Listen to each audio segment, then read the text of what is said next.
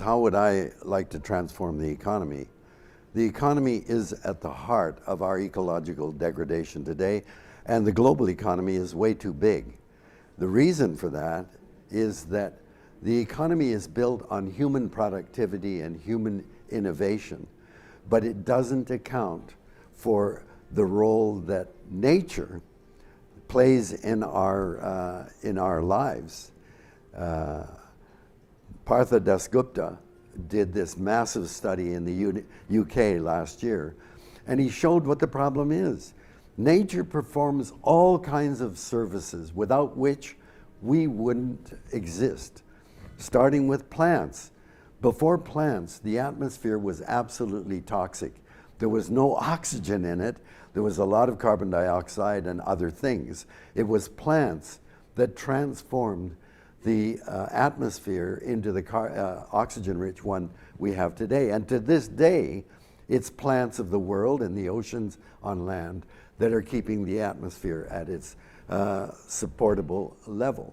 But humans now are adding an enormous amount of excess greenhouse gas and altering the chemistry of the atmosphere. And there's nothing in the economy to take that into account.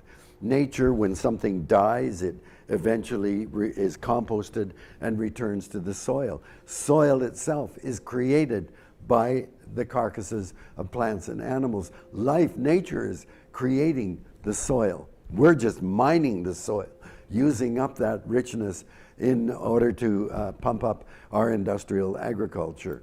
Nature filters water as it cartwheels through the hydrologic cycle around the planet.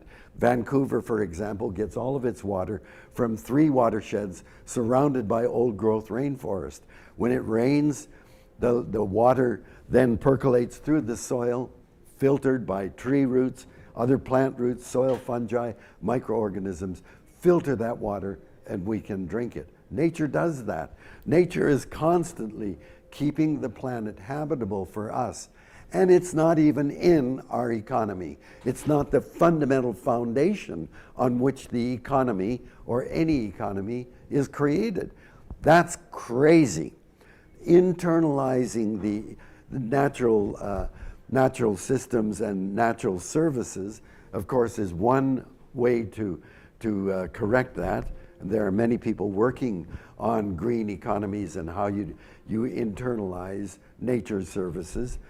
Turns out that in order to replace what nature does for nothing, or with a human construct, for example, if we don't let nature filter our water and build a clean water plant, we can put a price on that. What will it cost to do what nature does? Well, a lot of things we can't replace. Pollination of flowering plants, we can't do that. Insects, mammals, birds, they all perform that service for us. But what about the things that we can replace? What will it cost? Well, it turns out to replace nature's services will be twice the collective global economy. That's not even in our economic system. If that isn't a fundamental defect, I don't know what is.